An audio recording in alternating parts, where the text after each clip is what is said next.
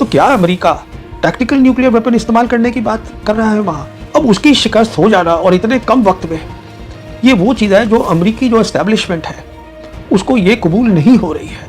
इसको हम military language में बोलते हैं कमांड ब्रेकडाउन। बहुत ही सीरियस बात है। 8 क्रू मेंबर्स ने रिपोर्ट आ रही है सुसाइड कमिट कर ली है।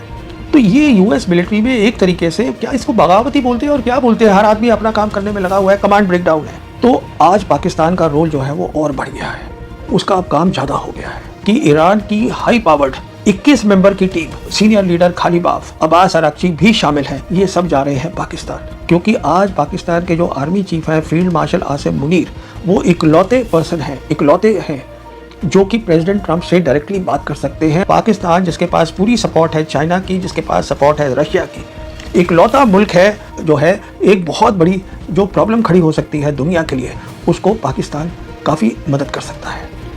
ये जो 8 अगस्त को जो हुआ है मक्का जॉइंट डिफेंस एग्रीमेंट, जिसमें हम जानते हैं 3 मुल्क हैं, पाकिस्तान है, टर्की है, सऊदी अरेबिया है, इसको बिल्कुल कोशिश नहीं करी गई है अमेरिका में समझने की।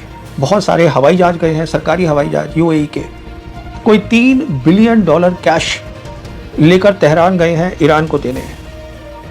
करीबन 2 टन गोल्ड है वो जाके ईरान को दिया है। क्यों? क्योंकि ये कह रहे हैं कि हम आपके साथ अपने रिश्ते जो है सुधारना चाहते हैं। बेदू की एक खास बात क्या है, बहुत ही एडवांस्ड है, जीपीएस से जो अमेरिका की है उससे बेहतर है। इतना स्ट्रॉन्ग सिग्नल है कि जो अमेरिकी इलेक्ट्रॉनिक वॉरफेयर है या साइबर है इसमें इस्तेमाल नहीं हो पाएगी, कि हिंदुस्तान और पाकिस्तान की जो तकदीर है वो जुड़ी हुई है। एक रैली एड्रेस कर रहे थे न्यूयॉर्क में प्रेसिडेंट ट्रंप। उस रैली में उन्होंने ये ऐलान कर दिया कि हरमुज़ हम जानते हैं कि ईरान के कब्जे में है, कि वहाँ पर हमने शिकस्त दे दी है ईरान को। तो ये तो वो पहले भी बोलते रहते हैं। नई बात ये बोल दी कि बहुत जल्दी मैं ऐलान करने वाला हूँ कि जो स्ट्रेट ऑफ हरमुज़ है वो अमेरिकन टेरिटरी है, कि वो अमेरिका का है। बहुत बड़ी बात है ये, क्योंकि अगर अमेरिकन प्रेसिडेंट ये बोलता है कि स्ट्रेट ऑफ हरमुज़ अमेरिका की टेरिटरी है, इसका मतलब अमेरिका को उसको डिफेंड करना है। हरमुज़ हम जानते हैं कोई आमताम जगह नहीं है, वहाँ से गल्फ़ का 20% ऑयल और गैस दुनिया को जाता है। गल्फ़ जो है, जो हरमुज़ है, वो ईरान की टेरिटरी है और 2 बड़ी ताकतें आज दुनिया में, चाइना और रशिया, उसको सपोर्ट करती हैं इस बात को। हम ये भी जानते हैं कि जो हरमुज़ है वो ईरानियन मिलिट्री के कब्ज़े में है और रहेगी। कोई तरीका नहीं है कि अमेरिका जो है, अमेरिका की फ़ौज उसको वहाँ से हटा सके। तो सवाल ये है फिर प्रेसिडेंट ट्रंप ने ये बात ऐलान क्यों की है? एक बात तो तय है कि प्रेसिडेंट ट्रंप बहुत बौखलाए हुए हैं और वो लाजमी भी है। 10 कारण दूंगा कि क्यों बौखलाए हुए हैं। पर दूसरी बात यह है, फिर भी ऐसा बोलना ये बात को संकेत करता है कि क्या कुछ बातचीत चल रही है अमेरिका के अंदर। क्या प्रेसिडेंट ट्रंप अपने सीनियर मिलिट्री कमांडर्स के साथ कोई रास्ता ढूंढ रहे हैं किस तरीके से हरमुज़ को खोला जाए या ईरानियंस को वहाँ शिकस्त दी जाए। अब मिलिट्री ताकत से तो हो नहीं सकता, तो क्या अमेरिका टैक्टिकल न्यूक्लियर वेपन इस्तेमाल करने की बात कर रहा है वहाँ? मैं जानता हूँ ये हंसी, लोगों को हंसी आएगी इस बात पे, पर हमें इस बात को थोड़ा संजीदगी से सोचना चाहिए। कारण उसका ये है कि देखिए, अमेरिका इकलौता मुल्क है दुनिया में जिसने न्यूक्लियर वेपन इस्तेमाल करे हैं, किसी और मुल्क ने नहीं करे। और दूसरा कारण ये है कि अमेरिका वो मुल्क है जो वर्ल्ड वॉर 2 जीता, कोल्ड वॉर जीता, पूरी दुनिया में यूनिपोलर में इकलौती सुपर पावर था। अब उसकी शिकस्त हो जाना और इतने कम वक्त में, ये वो चीज़ है जो अमेरिकी जो एस्टेब्लिशमेंट है उसको ये कबूल नहीं हो रही है। तो क्या वो कुछ ऐसे कुछ हरकत करने वाले हैं जिससे कि दुनिया में एक नई चीज़ होने वाली है? तो ये बातों को सोचना ज़रूरी है अभी से। अब मैं बताना चाहूँगा कि ऐसी 10 बातें क्या हैं जिसके कारण बौखलाए हुए हैं प्रेसिडेंट ट्रंप। देखिए, पहली बात तो ये है कि जो उनके सपोर्टर्स हैं, जिसको हम बोलते हैं मागा बेस, उनकी जो पॉपुलैरिटी है उसमें गिरती जा रही है बहुत तेज़ी से, क्योंकि उनके फॉलोअर्स का ये कहना है कि हमारी लड़ाई है ही नहीं वेस्ट एशिया में, हम वहाँ क्यों बैठे हैं। और प्रेसिडेंट ट्रंप में इस रैली में उन्होंने खुद कहा है कि देखिए, मैं जानता हूँ इस लड़ाई के कारण, जो लड़ाई चल रही है वेस्ट एशिया में, दाम बढ़ रहे हैं चीज़ों के, अमेरिका के अंदर ऑयल के दाम बढ़ रहे हैं, तो उन्होंने ये कबूला है इसके अंदर। पर वो ऑब्वियसली सोच रहे हैं कि मुझे इसको, लड़ाई को ख़त्म करना है जल्दी। दूसरी बात यह है कि देखिए, 3 नवंबर को अमेरिका में बहुत ही अहम मिड टर्म इलेक्शंस हो रहे हैं जहां नई यूएस कांग्रेस तय होगी। अब अगर वो जो यूएस कांग्रेस में आते हैं मेजॉरिटी, वो डेमोक्रेट्स हुए, इनकी पार्टी के नहीं हुए, तो प्रेसिडेंट ट्रंप के लिए बहुत सारी मुश्किलें खड़ी हो जा सकती हैं। ये भी उनके दिमाग में चल रहा होगा। तीसरी बात यह है कि प्रेसिडेंट ट्रंप ने खुद साइन किया है 17 जून को MOU ईरान के साथ। अब प्रॉब्लम क्या है कि उस MOU में जिसमें 14 पॉइंट्स हैं, सारे पॉइंट्स वो हैं जो ईरान चाहता था, क्योंकि अमेरिका लड़ाई हारा है। पर दिक्कत यह है कि अमेरिका के अंदर जो लोग हैं वो इसको कबूल नहीं रहे हैं। वो ये कह रहे हैं कि प्रेसिडेंट ट्रंप ने क्यों साइन किया उसके ऊपर, अमेरिका जो है इस तरीके से शिकस्त नहीं मानेगा। और प्रेसिडेंट ट्रंप को खुद लग रहा है, क्योंकि बहुत ज़्यादा ईगो है, कि मैं लूज़र कैसे दिख सकता हूँ कि मैं हार गया। इसीलिए उन्होंने साइन करने के बाद फिर से लड़ाई शुरू कर दी। चौथा कारण है कि इजराइल के लीडर्स और प्रधानमंत्री नेतन्याहू खुलेआम आज कह रहे हैं कि प्रेसिडेंट ट्रंप लड़ाई बंद कर दे, इजराइल लड़ाई बंद नहीं करेगा, वो तैयार ही नहीं है उसके लिए। पांचवा कारण क्या है कि जब ये लड़ाई शुरू करी थी अमेरिका ने, जिसको कि वर्गलाया गया, ये इजराइल नेतन्याहू ट्रंप को इस लड़ाई में ले आए, अब वो तो साफ क्लियर हो रखा है कि लड़ाई की कोई तैयारी थी ही नहीं, कोई प्लान ही नहीं था, सोचा ही नहीं था कि क्या ऑब्जेक्टिव होगा, किसके खिलाफ लड़ाई हो रही है, कितनी ताकत है उसके पास। अगर ये सब किया होता, जिसे हम बोलते हैं वॉर इन्वेंटरी, कि हमारे पास लड़ाई लड़ने का असला क्या है, क्या हमारे पास मिसाइल्स हैं, क्या हमारे पास मिसाइल रोकने की मिसाइल जिसे इंटरसेप्टर मिसाइल्स बोलते हैं वो है, वो कुछ भी नहीं सोचा गया। और अब तो रिपोर्ट्स आ रही है कि जो 39 डेज की एयर वॉर हुई थी शुरू में, उसके बाद जो सारा उनके स्टॉक्स हैं मिसाइल के, इंटरसेप्टर मिसाइल्स के, बहुत ज़्यादा कम है, तो लड़ाई कैसे लड़ी जाएगी। अगला कारण क्या है, छठा कारण बहुत ही इंपॉर्टेंट कारण है। जो सेंट्रल कमांड है अमेरिका की, जो यहाँ लड़ाई लड़ रही है वेस्ट एशिया में, जो उसके कमांडर हैं एडमिरल ब्रैड कूपर, वो खुद भी बयान दे रहे हैं और उनके दफ्तर से बयान जो है सोशल मीडिया पे आ रहे हैं। और बयान ये है कि हमको ये लड़ाई जारी रखनी चाहिए।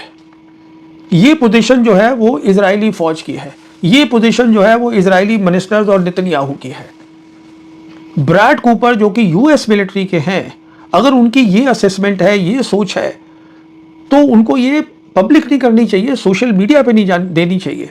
उनको ये बतानी चाहिए अपने सीनियर कमांडर को, जो कि जनरल केन है, chairman joint chiefs of staff. वो नहीं कर रहे हैं ये। इसको हम मिलिट्री लैंग्वेज में बोलते हैं कमांड ब्रेकडाउन। बहुत ही सीरियस बात है। US मिलिट्री का टॉप कमांडर पब्लिकली वो कह रहा है जो ट्रंप नहीं चाहता। ट्रंप वो लड़ाई बंद करके बाहर जाना चाहते हैं, सीरियस मामला है। सातवां कारण देखिए, किसी भी मुल्क के पास जो एयरक्राफ्ट कैरियर होते हैं, और खासकर जो अमेरिका के एयरक्राफ्ट कैरियर हैं, वो अमेरिका की शान है। अब ये रिपोर्ट्स हैं कि जो अब्राहम लिंकन एयरक्राफ्ट कैरियर है, जो कि पिछले 250 दिन से समुंदर में है, सिर्फ एक बार पोर्ट कॉल करा है, जिसके ऊपर 5000 जो है वो फौजे हैं अमेरिका की। वहाँ पर मोराल लो है, खाना नहीं मिल पा रहा है। 8 क्रू मेंबर्स ने, रिपोर्ट आ रही है, सुसाइड कमिट कर ली है। क्रू मेंबर्स की जो फैमिली है वो बात कर रही है सोशल मीडिया पे कि जो है वहाँ बहुत दिक्कत हो रही है, हमारे वहाँ पे जितने भी लोग हैं उनको। तो जो सेक्रेटरी ऑफ वॉर हैं अमेरिका के, पीट हेग्सेथ, उनका काम है इसकी डिटेल में जाना, पता करना क्या हो रहा है और उसको ख़त्म करना उस दिक्कत को। वो पब्लिकली कह रहे हैं कि कुछ भी नहीं है ऐसा, मोराल भी जो है वो कम नहीं हुआ और सब कुछ ठीक ठाक है। तो ये US मिलिट्री में एक तरीके से, क्या इसको बगावती बोलते हैं और क्या बोलते हैं, हर आदमी अपना काम करने में लगा हुआ है, कमांड ब्रेकडाउन है। अगला कारण सुनिए, 8वां कारण, ये जो 8 अगस्त को जो हुआ है मक्का जॉइंट डिफेंस एग्रीमेंट, जिसमें हम जानते हैं 3 मुल्क हैं, पाकिस्तान है, टर्की है, सऊदी अरेबिया है। इसको बिल्कुल कोशिश नहीं करी गई है अमेरिका में समझने की। अमेरिका के जो एनालिस्ट हैं वो अभी भी लगे हुए हैं कि इसके में जो लिखा है अटैक ऑन वन, अगर एक पे अटैक होगा तो तीनों उसमें लड़ाई में शामिल हो जाएंगे, जो कि नेटो में होता है आर्टिकल 5 में, ये वही बन रहा है। तो वो नहीं है। मैं समझा चुका हूँ अपने हिंदी के वीडियो में, ये जो जॉइंट, जो attack on one, attack on all जो है, वो यूनाइटेड नेशन के अंडर है, वो नेटो नहीं है, वो अलग चीज़ है वो। पर अमेरिकी जो हैं वो अपने तरीके से सोचते हैं, समझने की कोशिश नहीं कर रहे हैं कि जो नया वर्ल्ड ऑर्डर बन रहा है इसका क्या मतलब है। तो ये सब बातें प्रेसिडेंट ट्रंप को बताई जा रही होंगी, और ये भी बताया जा रहा होगा कि इस एग्रीमेंट के अंदर आज 3 मुल्क हैं, कुवैत है, उसके बाद कतर है लाइन में खड़ा हुआ, वो भी इसको शामिल ज्वाइन करना चाहता है। टर्की कोशिश कर रहा है कि इजिप्ट भी इसके अंदर शामिल हो जाए, तो कहने का मतलब ये है, वो ये भी सोच रहे होंगे कि ये सब मेरे खिलाफ है और इसको मैं जल्दी से जल्दी रोकूं, इसका मतलब मैं हरमोज खोलूं जल्दी से जल्दी और मैं यहां से अगला स्टेप अपना सोचूं। फिर ये भी एक खतरा दिख रहा है। अगली बात बताता हूं, 9th बात। आज मैं एक अमेरिका का चैनल है ट्रांजिशन प्रोटोकॉल, उस पर था, तो उनके होस्ट ने मुझे बताया कि जो प्रिंस सलमान है सऊदी अरेबिया के, उन्होंने फिर से बात करी है प्रेसिडेंट ट्रंप से और कहा है कि आप इस लड़ाई को आगे ना बढ़ाइए बिल्कुल। और उसका कारण बिल्कुल सही है, क्योंकि आप देखिएगा जो सऊदीज़ है वो कोशिश में लगे हुए थे कि हम दोनों जगह अपना पैर रखे लटका अटा के।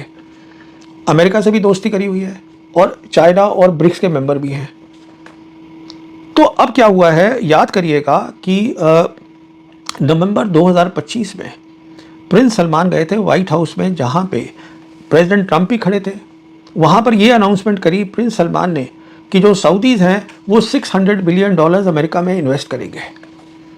उसके ऊपर प्रेसिडेंट ट्रंप ने यह टिप्पणी करी थी कि भाई 600 की जगह आप 1 ट्रिलियन कर दो। और हम जानते हैं कि अमेरिका की बहुत सारी इन्वेस्टमेंट्स हैं सऊदी अरेबिया में, और ये वो भाषा है पैसे की, डील्स की, जो प्रेसिडेंट ट्रंप को समझ में आती है। तो सऊदी प्रिंस ने यही बताया होगा प्रेसिडेंट ट्रंप को कि इस सब पे खतरा है, मैं इन्वेस्टमेंट नहीं करूँगा, आपकी जो यहाँ इन्वेस्टमेंट्स हैं उन पे भी खतरा है। तो वो उनको बात समझ में आ रही है। तो वो ये एक बड़ी बात, इंपॉर्टेंट बात है। और वो ये भी समझ रहे होंगे कि सऊदी जो है वो इसमें जॉइंट डिफेंस एग्रीमेंट में भी शामिल है।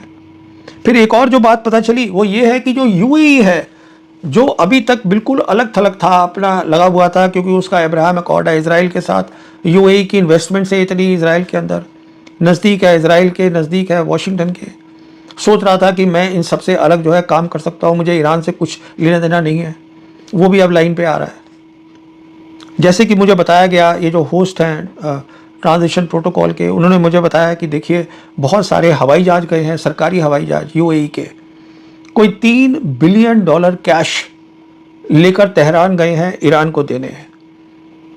करीबन 2 टन गोल्ड है वो जाके ईरान को दिया है। क्यों? क्योंकि ये कह रहे हैं कि हम आपके साथ अपने रिश्ते जो है सुधारना चाहते हैं। ये बात है क्योंकि उनकी समझ में आ रहा है कि ये जॉइंट डिफेंस एग्रीमेंट के साथ साथ ये एक बहुत बड़ा स्टेप है, रीजनल सिक्योरिटी फ्रेमवर्क जो बनाया जा रहा है। जब अमेरिकी फौजें यहाँ से चली जाएंगी वेस्ट एशिया में, तो वो उसकी जगह आएगा। और 10वां कारण देखिएगा कि जब अमेरिका प्रेसिडेंट ट्रंप आए थे दफ्तर में, याद करिएगा, तब उन्होंने कहा था कि खतरा बढ़ गया है अमेरिका को, जो सही बात है। रशिया और चाइनीज़ मिसाइल्स का, नई टाइप की मिसाइल्स हैं, तो हम एक अपना जो है एंटी मिसाइल सिस्टम बना रहे हैं जिसको गोल्डन डोम बोलते हैं, जिसमें $1.5 ट्रिलियन लगेंगे पेंटागन के, और जिसमें ज़्यादा काम जो होगा वो स्पेस का होगा, जिसको अंतरिक्ष बोलते हैं। अब जो उनके 4 स्टार कमांडर है स्पेस फोर्स के अमेरिका के, वो बयान दे रहे हैं कि हमारे को तो फंडिंग ही नहीं मिली, काम कैसे होगा इसके ऊपर गोल्डन डोम पे, क्योंकि वो सारी फंडिंग तो इस लड़ाई में लग रही है वेस्ट एशिया की।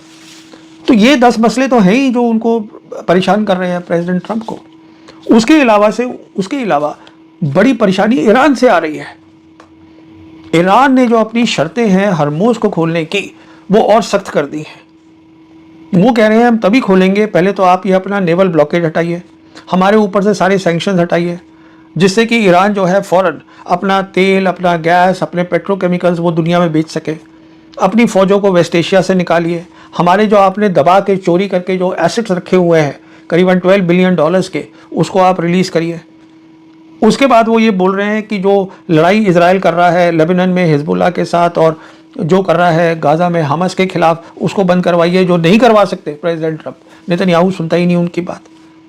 और फिर वो कह रहे हैं कि जितना हमारा आपने नुकसान किया है लड़ाई में, करीबन $300 बिलियन, उसको आप भरिएगा, उसके बाद हम खोलेंगे स्टेट ऑफ हॉर्मुज़।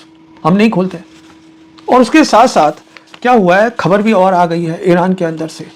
खबर आई है कि जो ईरान के सुप्रीम लीडर हैं मुश्तबा खमेनी, वो अपने टॉप कमांडर से मिले हैं। मिलिट्री के जो सीनियर कमांडर्स हैं उनको चेंज किया गया है। अब जो सेक्रेटरी हैं उनके सुप्रीम नेशनल सिक्योरिटी काउंसिल के, उनको बनाया गया है, जिनका नाम है जनरल मोहसिन रिजाई। ये पुराने IRGC के कमांडर हैं, मिलिट्री के कमांडर हैं, और बहुत हार्ड लाइनर माने जाते हैं। उनको नियुक्त कर दिया गया है। तो क्या किया है ईरान ने, एक तो ये पब्लिकली बताया है कि मीटिंग हुई है सुप्रीम लीडर के साथ, एक ये बताया है सबको कि देखिए मिलिट्री जो है उसमें हमने तब्दीलियां करी हैं, उसको हमने और कमांड को ताकतवर किया है। और तीसरी इंपॉर्टेंट बात ये बताई है कि जो अब मिलिट्री है, ईरान की मिलिट्री अभी तक सिर्फ डिफेंसिव एक्शन कर रही थी, मतलब अगर यूएस मिलिट्री कुछ कर रही थी तो वो उसके खिलाफ उतना ही काम कर रही थी। अब कह रहे हैं हम ऑफेंस करेंगे, हम अपना काम भी करेंगे। अब ऑफेंस कहाँ करेंगे सोचिएगा।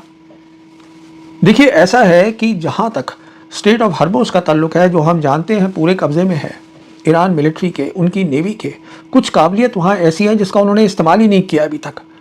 जैसे कि छोटी पनडुब्बी, ब्रिजेट सबमरीन बोलते हैं, जो ईरान की नेवी ने ली थी नॉर्थ कोरिया से, जो पर्शियन गल्फ के में काम करने के लिए परफेक्ट, बहुत बढ़िया है। इससे आप टॉर्पीडो भी फायर कर सकते हैं, मिसाइल्स भी फायर कर सकते हैं, उसका इस्तेमाल नहीं किया अभी तक। फिर उनके पास ड्रोन्स हैं, अंडर वाटर ड्रोन्स, जो बिल्कुल साइलेंट है, वो जो दूसरे साइड का सोनार है वो उसकी आवाज़ को नहीं पकड़ पाएगा, उसका भी अभी तक इस्तेमाल नहीं किया है। फिर देखिएगा उनके पास जो मिसाइल्स हैं, ये तो अमेरिकन भी मान गए हैं, उनकी जो मिसाइल्स हैं लंबी रेंज की, वो एक्यूरेट हो गई हैं। बहुत एक्यूरेट क्यों हो गई हैं? क्योंकि एडवांस्ड मिसाइल्स हैं जो मिड कोर्स, मतलब छोड़ने के बाद अपना रास्ता बदल सकती हैं, करेक्शन अपने आप कर लेती हैं कि मुझे कहाँ जाना है। बहुत स्पीड से जाती हैं, स्पीड है करीबन मैक 7 मैक 8 इस स्पीड से जा रही है। मैक का मतलब है स्पीड ऑफ साउंड।